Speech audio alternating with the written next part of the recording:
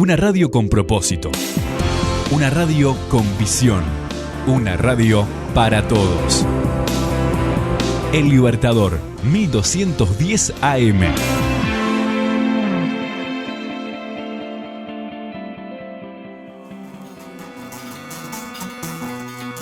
Cuando dijo que sí, Bolivia,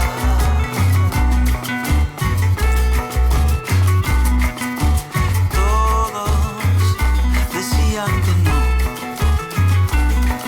Cuando dijo que sí, Bolivia, todos decían que no. Continuamos con Punto de Partida aquí por la 1210 AM Radio El Libertador y bueno, también a través del www.ellibertador.com.uy desde 33 Vergara para el mundo. Y bueno, nos pueden seguir a través de Twitter, Facebook, también nuestros canales de YouTube donde pueden ver también todos nuestros podcasts. Bueno, hoy tengo una entrevista muy especial, una persona la cual he querido entrevistar hace mucho tiempo por el tema Siria, pero bueno, hoy la invitamos para hablar de lo que está pasando allí en su país. Estoy hablando de Carla Ortiz, que se encuentra en Bolivia y que bueno, le damos la bienvenida aquí a Punto de Partida. ¿Cómo estás, Carla? Muchísimas gracias por tenerme en tu programa. Un saludo súper grande a toda la gente que nos está escuchando ahora. Y bueno, un abrazo fraterno de su hermana Bolivia. Y nada, fuerza en estos momentos. Creo que es el momento más importante para poder intercambiar no solamente ideas, conceptos de todo lo que está pasando y darnos un poquito de contención entre todos. Bueno, Bolivia está pasando por una emergencia sanitaria, ¿no? Yo tengo aquí los datos, son 26.389 confirmados, 6.300 han recuperado y actualmente hay en este día 846 muertos, pero tuvieron un pico el 22 de junio de 1.105, que fue el máximo que se llegó. Ahora bajó un poquito, lo cual son personas, ¿no? ¿Cómo está la situación ahí? La situación en Bolivia está bastante complicada. Habíamos empezado bastante bien. Éramos de los países menos infectados, bastante contenido. Sin embargo, el tema del hambre, el tema de parar, de entrar en una cuarentena total, que pensábamos que tal vez esto iba a erradicar de alguna manera el problema que teníamos, se agudizó muchísimo porque Bolivia tiene un porcentaje altísimo de gente que vive del día a día, que tiene que salir a trabajar para comer. Entonces, al tener una cuarentena tan larga, ha obligado a que la gente salga desprotegida, sin dinero, a ver qué es lo que hacía y a mezclarse donde sea. Entonces, esto se ha empezado a agudizar. Ha habido una falta súper grande también, tal vez, de comunicación y de educación al respecto preventivo. Entonces, no se han podido tomar cartas en el asunto de la manera que tal vez podíamos haberlo hecho, porque pensábamos que el problema iba a ser bastante pequeño. Estás hablando de un país que todavía el 60 al 50% es un área rural, en la que el 30% de esta área rural no tiene acceso, no tuvo en el pasado, hace 30 años, no tuvo en estos 14 años y no lo va a tener en estos 6, 7 meses, porque estoy hablando de los diferentes tipos de gobiernos. No se va a resolver, nunca tuvieron acceso muchos ni siquiera a luz, no hay hospitales, algunas postas sanitarias. Entonces el problema se agudiza mucho más cuando tienes una persona que se siente agripada y de repente tiene la posibilidad de parar con un antigripal o con una aspirina y no hay farmacias que te puedan vender esa aspirina. 1, porque la cuarentena las tenían cerradas. 2, porque precisamente por la cuarentena no han llegado los insumos que se necesitaban, tanto médicos como medicina. Entonces tienes una situación absolutamente caótica donde la gente se está muriendo porque no tiene acceso a esa aspirina o porque sencillamente la aspirina no se está vendiendo en esa ciudad. ¿Y cuál es la realidad de los hospitales? ¿Cómo se están manejando? Ay, mira, sabes, hago siempre, como hablabas hace un momento de Siria, mi trabajo siempre viene desde el lado humano, desde el movimiento realmente de la fortaleza y la resiliencia del ser humano, pero es que todo siempre ha sido una mentira. La realidad es que hace 30 años no se construyeron los hospitales que se debían construir. En estos 14 años se decía que se habían instalado muchísimos hospitales de tercer nivel, segundo nivel, primer nivel, que había un acceso a la salud que no se había dado en años de años. No están equipados esos hospitales, no tienen el acceso, muchos se han quedado solamente en la estructura, no se ha terminado casi ninguno. Este gobierno transitorio tenía que utilizar el tiempo también de la cuarentena para equipar estos hospitales, no se los ha equipado por varias razones. Los bancos privados acá en Bolivia han hecho una donación arriba de $3 millones. Se ha tratado de llevar justamente esta ayuda y la compra, pero el Congreso en Bolivia no ha aprobado el presupuesto para atender la emergencia de COVID a la señora presidenta. Entonces, es como que todos estamos en contraflecha, porque el Congreso, si bien en este momento es un Congreso que todavía le pertenece al MAS en un gran porcentaje, y el otro porcentaje al gobierno, entre el gobierno transitorio y los otros partidos, no han podido darle prioridad a la verdadera emergencia. Entonces no se ha podido equipar los hospitales. Además que nos hemos dado cuenta que el tema de corrupción, o sea, venimos bregando desde hace 14 años y ahora no hay nada diferente. En este mismo gobierno transitorio también hay corrupción. Entonces el FMI, a un porcentaje de 1% que teníamos de un préstamo maravilloso para precisamente atender también la emergencia, tampoco ha sido aprobada por nuestro Congreso. Entonces es casi, a veces parece que el boliviano pudiese estar en contra del propio boliviano. Mientras tanto, aquí mi movimiento somos 42 fundaciones que estamos trabajando sin parar. Llevamos 8 semanas sin dormir, trabajando a full, y te das cuenta de que al final de cuentas este país lo estamos sosteniendo las personas que tenemos fe, amor y creer en que nada, con mucho cariño y un poco de esfuerzo, por lo menos vamos a poder sostenernos y pasar esto. Bueno, te escuchaba hablar fuera del micrófono, ¿no? Que no nos está matando el COVID necesariamente. Exactamente. O sea, a ver, yo soy de las personas, si conoces un poquitito parte de mi posición ante el mundo, el sistema que estamos viviendo ahorita en el mundo. Yo tengo una claridad absoluta con el respeto de todo lo que la gente pueda creer, que este virus ha sido creado en un laboratorio, tiene un plan real, que precisamente afecta a países como el mío, países como Siria, como Yemen, como Palestina, que en realidad la gente no se debería morir y no se muere en el primer mundo de esta epidemia, sino si es que no tienes la atención necesaria o los medios necesarios, y si tienes un sistema inmunológico bajo. Entonces, en este momento, en Bolivia el tema es que no tenemos equipos de bioseguridad suficientes como deberían para el personal médico. Entonces tienes un porcentaje gigantesco de nuestros doctores que están infectados y están atendiendo infectados porque han habido bajas. Y cuando han habido bajas, tu vocación está primero, entonces tienes que ir y tienes que servir, como ha sido el tema del Beni, que vos sabes, una de las partes más hermosas del Amazonas, Rurrenabaque, que es uno de los lugares más mágicos de todo el Amazonas. No existen ni siquiera postas sanitarias, a veces entre 2, 3 comunidades.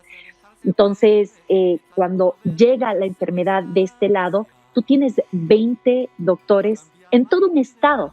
O sea, imagínate, en todo un estado vos tienes 20 doctores, de los cuales en la primera semana se infectaron la mitad. Entonces, la ciudad estaba trabajando con 9 doctores y tú dices, ¿cómo puede ser posible que esto pase? Y empezamos a trabajar para llevarlos. Entonces, tienes bajas médicas, no hay equipos de bioseguridad. Nuestros doctores, por ejemplo, en mi ciudad, Cochabamba, que es la segunda ciudad más importante de Bolivia, tercera en este caso, hablando, los doctores se están atendiendo con bolsas de basura y se están poniendo tape en las, ¿Vos decís que se pone para protegerse? Claro, para protegerse y para que no entre, porque no tienen la parte, el tratamiento de la bioseguridad. Han estado utilizando guantes para lavar los platos, ¿me entiendes? Y y esta es una ciudad rica. Esta es una ciudad donde tenemos 3 hospitales de tercer nivel. Y ahora hace 2 días ha colapsado, han cerrado uno de ellos, la directora de uno de los hospitales ha renunciado porque no están protegidos los doctores. Nosotros hace 3 semanas le llevamos kits completos de bioseguridad al oncológico de nuestro hospital Viedma, que es un gran hospital que tiene gran servicio y grandes médicos, porque dijimos, ¿cómo puede ser que en el oncológico, donde está la gente con el sistema inmunológico más bajo, enfermos de cáncer, diálisis, etcétera, no estén protegidos? Llevamos mascarillas para los enfermos, pero claro, o sea, en ningún momento yo me imaginé que si el oncológico claramente no tenía equipos de bioseguridad, todo el hospital no lo tenía. No entré a la lógica porque no podía creer que esto podía estar pasando en mi ciudad. Entonces yo regreso de toda la emergencia del Beni Trinidad, donde hemos estado llevando brigadas de doctores de Cochabamba, La Paz, de Chuquisaca, de Potosí. Hemos estado llevando medicina, toneladas de comida. Nos hemos unido, como te digo, 42 fundaciones a un movimiento espectacular y hemos logrado milagros. Las 3 aerolíneas del país hemos llegado en 3 vuelos con médicos. Hemos llevado con brigadas de bomberos que han estado desinfectando toda la ciudad porque se nos estaba cayendo, o sea, el Beni se nos estaba muriendo. Y de repente regreso a mi ciudad y me encuentro con que casi la mitad de mis doctores están infectados, no tienen los equipos y al final de cuentas, si se me enferma un amigo, se me enferma un voluntario o se me enferma mi familia, o sea, va a ir a un lugar donde no está seguro. Iniciamos esta campaña. Entonces, tienes el problema de las medicinas, tienes el problema de que las pruebas no se están haciendo lo suficiente. Y luego el tema más triste, creo yo, es que cuando te hacen la prueba todavía no las tenemos, pruebas rápidas, y tú sabes que esto se agrava. Si tú te curas en los primeros 3-4 días, te pasa como una gripe muy tranquila. Pero si te tardas 4 días, te pasa neumonía. Entonces, nuestros casos están saltando a neumonía. La gente se está muriendo como en Yemen en este momento. O sea, la gente se siente mal 4 días, al 5.º día está con neumonía porque tiene el sistema inmunológico bajo y se muere. Es un poco frustrante si hablamos de este tema.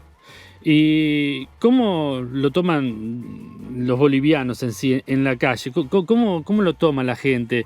¿Es solidaria? ¿Se está moviendo? Increíblemente, todo este movimiento y todo el equipamiento y toda la comida ha sido entregada por el ciudadano. El boliviano es muy solidario y nuestra comunidad de bolivianos en la Argentina, en Europa, en Estados Unidos, ha estado manteniendo y sosteniendo parte de todo esto. Y el gobierno transitorio está haciendo lo que puede y el gobierno, los gobiernos opositores están haciendo también lo que pueden. Dentro de todo, todos estamos tratando de apoyar, pero no puedes tapar el sol con un dedo. Además, tienes la retórica que nuestro expresidente ha estado mandando los mensajes de que el COVID ha sido creado por la presidenta transitoria y que es una mentira, que en realidad esto es solamente para que no hayan elecciones, como si no estuviese pasando COVID en el mundo. Y lamentablemente por la falta de información, la falta de educación, la gente piensa que es una mentira inventada por la presidenta transitoria. Entonces la gente sale, no se cuida, se infecta más y al final ellos son los que tienen la tendencia más a perder sus vidas. Entonces te da una impotencia como ciudadano boliviano que no tomas posiciones políticas, que te rompe el alma. Y luego encima tienes las donaciones de un banco que están haciendo para poder comprar los respiradores y un grupo de personas en este gobierno transitorio que se roba la plata. O sea, entonces vos dices, ¿cómo vamos a sobrevivir a esto? Acordate aparte que nosotros venimos bregando desde la Chiquitanía, desde los incendios de la Chiquitanía. O sea, nosotros llevamos un año en conflicto, pero, o sea, y luego tenemos los 21 días que paramos por todo el tema de lo de las elecciones y ahora tenemos 2 meses parados o sea, el país está básicamente quebrado, más tienes el Congreso que no te aprueba entonces tú dices, wow, esto es, y yo te juro que no sé ni cómo Dios ha terminado que yo esté aquí en este momento, no he parado un día de trabajar y todos están aportando. todos están haciendo un gran Eso te iba a esfuerzo. preguntar, digo, te has hecho un poco también la cara visible de esas organizaciones, ¿no? ¿Y el sector privado está apoyando? El sector privado ha apoyado muchísimo. El problema es fíjate, primero, durante el tiempo de la pandemia, de la cuarentena, el problema era el hambre. O sea, el problema era que la gente se estaba muriendo de hambre. O sea, llegabas literalmente a los lugares, la gente no tenía que comer. Entonces, la presidenta activa esta canasta familiar para poder darle a la gente, y luego las alcaldías también activan sus canastas familiares. Sin embargo, para que vos cobres tus canastas, para que puedas cobrar tu bono, tenías que hacer colas en los bancos. Y hay gente, como te digo, en la zona rural, que vive a 4 horas de la ciudad central, o sea, tienen que ir en sus botecitos. Entonces no hay, o sea, un gran porcentaje no pudo cobrar ni cobrará nunca porque no tiene acceso a esto. Y luego tienes el problema, creo yo, que es el más grande, es que nosotros empezamos a organizarnos con el sector privado, con empresarios privados y con la pequeña empresa y industria, y empezar a hacer, aquí hay un movimiento maravilloso que se llama el Banco de Alimentos, que es precisamente de un amigo, y trabajamos juntas en un principio para hacer grandes donaciones de toneladas, y se llegó casi a 22,000 familias. Mi movimiento de mi fundación con 3 llegamos a 4,500 familias, pero cuando ves la magnitud del problema, tú les puedes calmar el hambre por 3 semanas, pero hay más hambre, y luego cuando se enferman, a mí no me gustan dar entrevistas donde casi todo sea medio negativo, pero dentro de todo esto ha surgido este movimiento hermoso. Nosotros en Cochabamba solamente somos cerca de 600 voluntarios. De mis voluntarios no se ha infectado nadie porque hemos seguido el protocolo de manera correcta y nos hemos protegido. Y nos hemos dado cuenta, por ejemplo, en Trinidad tenemos una red como de 600 voluntarios, que hay gente maravillosa, no solo en este país, en todos los países. Hemos logrado unirnos, hemos logrado crear una red que ha sido realmente el milagro para Bolivia. Justamente mañana estamos lanzando la red solidaria que hemos creado a través de una aplicación con todas mis fundaciones hermanas, donde estamos utilizando a brigadas de doctores en tierra que están siendo apoyados por varias brigadas de doctores que están haciendo todas las tomas y las consultas por teléfono a través de una aplicación. Pero eso, por ejemplo, nos ha costado casi 2 semanas poder avanzar, pero lo estamos resolviendo nosotros. Por eso mi movimiento se llama La Solución Eres Tú, porque nos estamos dando cuenta que en Bolivia la solución siempre fuimos nosotros, siempre fue un movimiento ciudadano y del ciudadano además de a pie, que es el que menos tiene. ¿Y cómo se puede hacer para poder ayudar a la fundación y bueno, que también lleguen quizás fondos de otros lugares? Bueno, nosotros hemos creado también dentro, como te digo, estas fundaciones hermanas, una plataforma que se llama cuentastu.org. En cuentastu.org nosotros hemos creado diferentes emergencias, Emergencia Beni, Solidaridad Cochabamba, Potosí, Santa Cruz, La Paz, y están los diferentes hospitales. Entonces la gente puede hacer su donación, puede ser tarjeta de crédito, de débito, cuenta bancaria, etcétera, en 5 minutos. Es una especie de GoFundMe que puedes hacer directamente tu donación desde cualquier parte del mundo. Otras, lógicamente, prefieren hacerme y mandarme, digamos, un dinero directo. Tratamos de que no, pero como te has debido dar cuenta, visibilizamos todo y ponemos todo en transparencia. Lo que pasa en Cuentas Tú es que todo lo que entra se va visualizando con nombre, con apellido, y todo lo que sale también se va visualizando, porque al final somos organizaciones todas transparentes. Mi fundación está específicamente abocada a desastres naturales y desastres creados por el hombre, emergencia. Es por eso que de alguna manera, como decías, he sido como la cara visible de todo el movimiento, porque hemos atendido antes los deslizamientos de La Paz, las inundaciones del Beni, y hace básicamente como 4 meses, ocupándonos de las mazamorras en Tutipay, en Cochabamba, que fue terrible. Se perdieron cientos de casas. Entonces, creemos que este movimiento, La Solución Eres Tú, a través de Cuentas Tú y la brigada de los doctores, que son la red solidaria, vamos a poder resolver en el próximo mes una gran parte parte del problema mediático para que pueda ser a largo plazo. Tenemos la fe. Y bueno, pero ahora la situación también viene que, por ejemplo, ahí donde estás vos en Cochabamba van a entrar en una cuarentena. ¿Cómo se están proyectando para eso? Dios mío, ¿qué te puedo decir? O sea, yo soy capaz de ir el primer día de la cuarentena con 5 carteles a los lados diciendo: si no aprendimos en 60 días de cuarentena total, no vamos a resolver nada en estos 10 días de otra cuarentena total. La gente está desesperada. O sea, los que están atendiendo esta emergencia son los empresarios privados y la gente como nosotros. 10 días más nos va a hacer solamente más daño en Cochabamba. Santa Cruz no ha salido nunca de su cuarentena total.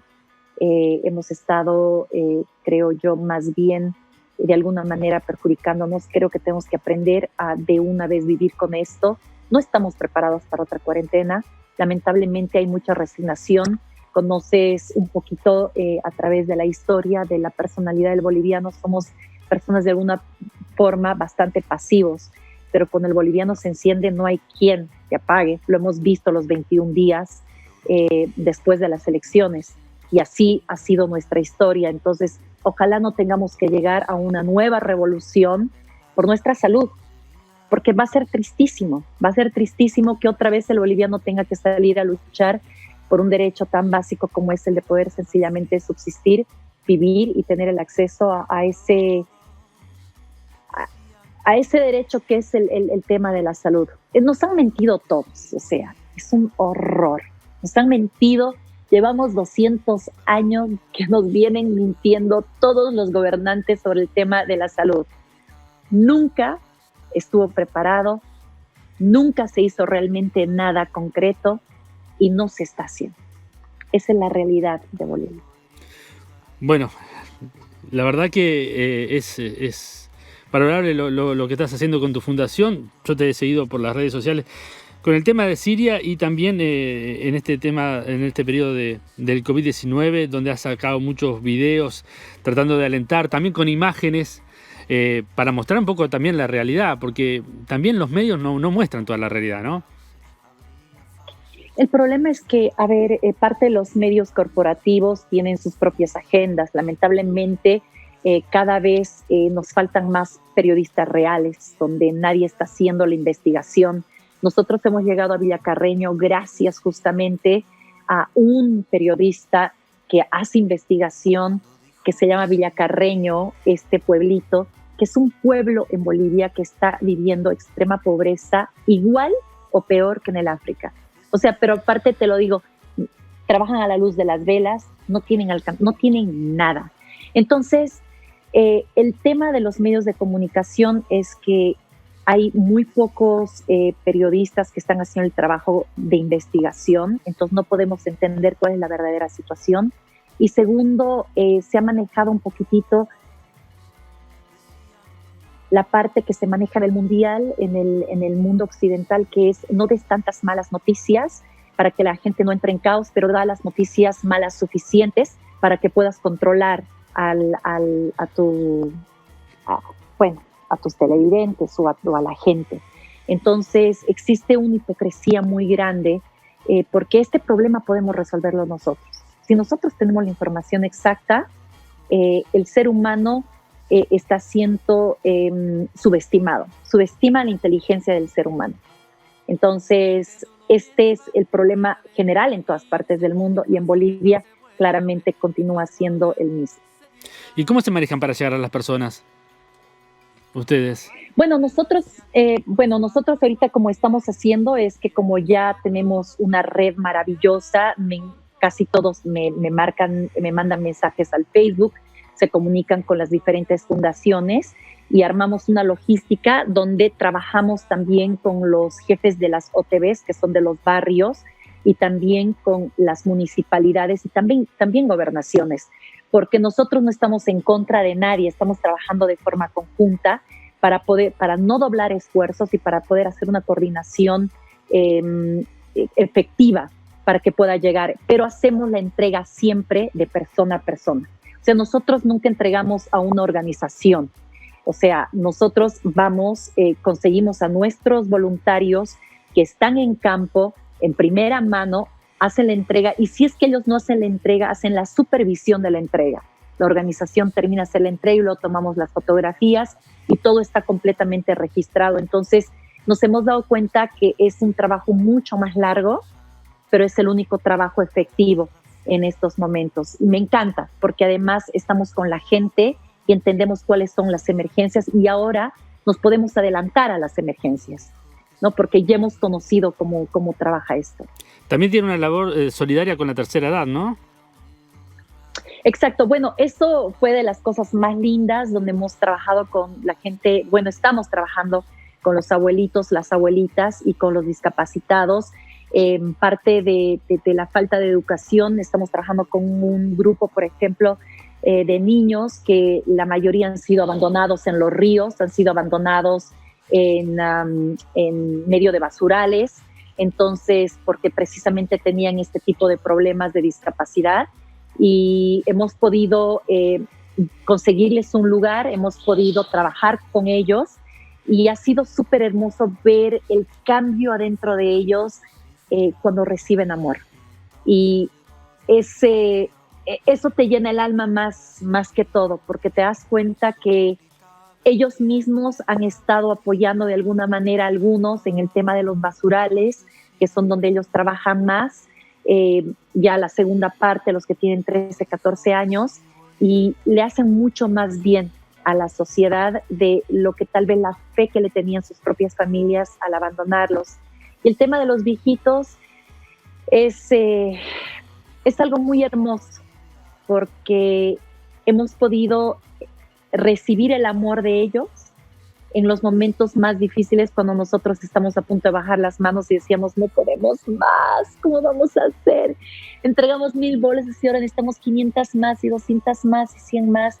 Y de repente te agarra el abuelito y te besa y te da las gracias y te bendice y ora por vos y dices, ok, tenemos que seguir. Entonces es un proceso de aprendizaje y de reconexión muy lindo y muy profundo. Bueno, repetí de vuelta entonces la página web para aquellos que están escuchando o están mirando el podcast, para que también entonces puedan ser parte de la organización, aunque sea con un granito de arena. Perfecto, gracias por decir eso. Esa es la clave. $1 es $1. Con ese dólar en Bolivia almuerza y cena un niño. Tal vez en muchos países no signifique mucho, pero con ese dólar también puede desayunar toda una familia. Así es que nosotros les damos las gracias no solamente a las personas que nos aportan, sino a los que tienen la intención, porque a veces empieza con la intención. Es cuentastu.org, que ustedes pueden buscar la emergencia que más les competa, si tienen relación con Bolivia, pueden leer. Estamos ocupando emergencia Beni, que es la emergencia número 1 ahorita en Bolivia, Solidaridad Cochabamba, emergencia Potosí, y los diferentes hospitales que, bueno, estamos cubriendo sobre todo en las áreas rurales. Cuentastu.org, registran su nombre, su apellido, su email y luego le piden, ustedes verán, tarjeta de crédito, de débito, y nos regalan un poquito de amor, que nosotros multiplicamos ese amor y hacemos llegar a todos los que lo necesitan. Bueno, te saco un poquito de Bolivia. Yo sé que vos tenés mucho amor y pasión por Siria, y supongo yo que también sabés un poco de la situación de allí. ¿Cómo están viviendo allí? Ay, mi Siria, Dios mío, ese se ha convertido en mi segundo país, es una de mis grandes pasiones. Siria ha podido manejar la emergencia de una manera increíble. Agarraron su estadio, por ejemplo, en Damasco, y sus coliseos en los diferentes lugares y pusieron cientos de camillas, se prepararon para la emergencia, pero después de casi 4 meses que la emergencia se puso emergencia en el mundo, hasta el día de hoy han tenido 60 infectados, 40 recuperados y 4 muertos. Van bastante bien, lógicamente, te estoy hablando de datos en áreas de gobierno, sí, porque tienes un ministerio de salud que hace el control. Es complicado, lógicamente, poder decir lo mismo del área donde se encuentran lo que en el occidente le llaman los rebeldes, porque en el área donde donde en el occidente decimos los rebeldes, en realidad son lugares que ya son muy pocos. En este momento es una parte de Idlib, donde se encuentran grupos armados, guerrillas, terroristas, donde lógicamente la gente y los civiles que se encuentran ahí terminan siendo presos, grupo que se encuentra militarizando el área. Entonces ahí no se están realizando pruebas, ahí no sabemos quiénes mueren por la guerra, por una bomba, por una explosión, por un secuestro o de COVID. Entonces difícil hablar aparte en este momento el problema más grande de Siria no es COVID, sino es la ley César, las nuevas sanciones que se han puesto en el país. Parece un chiste, te digo, o sea, con todo respeto, parece una broma. O sea, no le pudieron ganar una guerra a uno de los países más chiquitos del Medio Oriente en 10 años, 9 años de guerra. No pudieron ganarle la guerra las potencias más grandes del mundo, Estados Unidos, Inglaterra, Francia, no pudieron.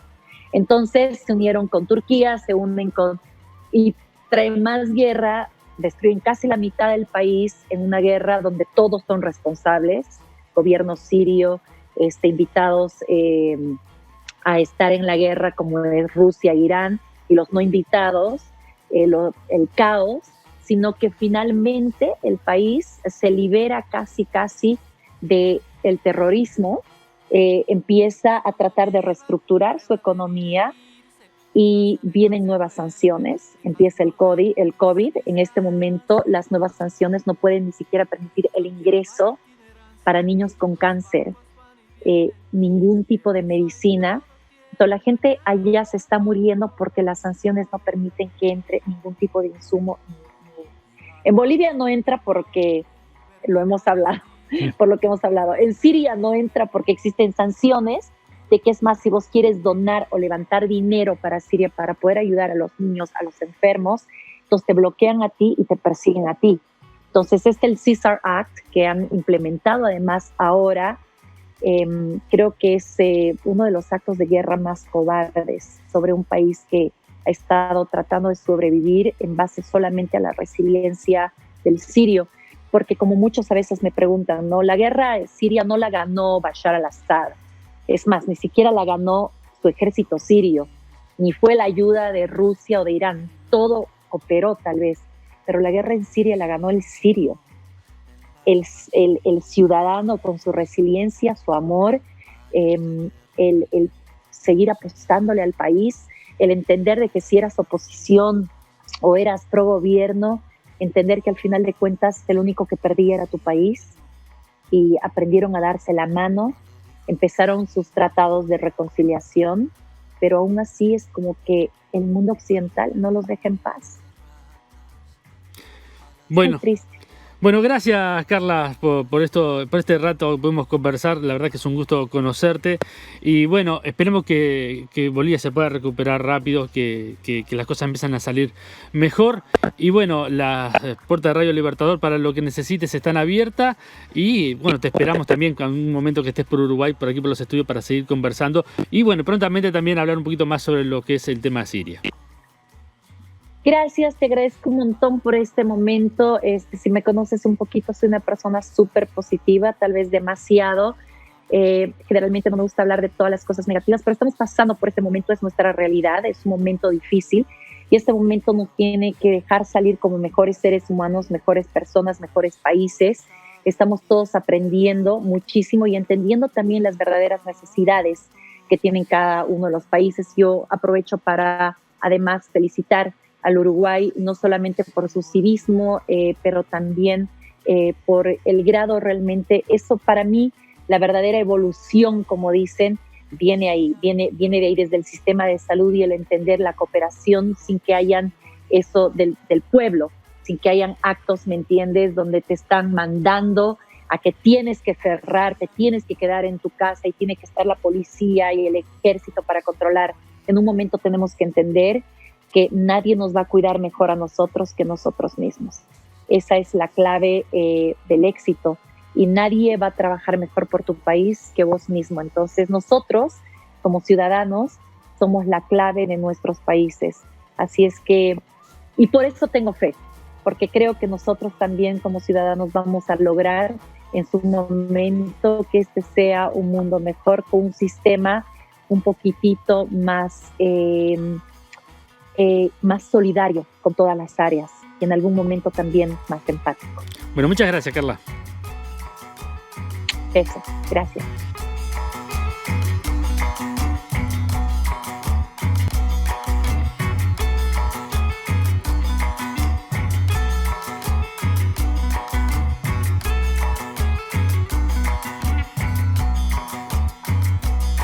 Europa 1900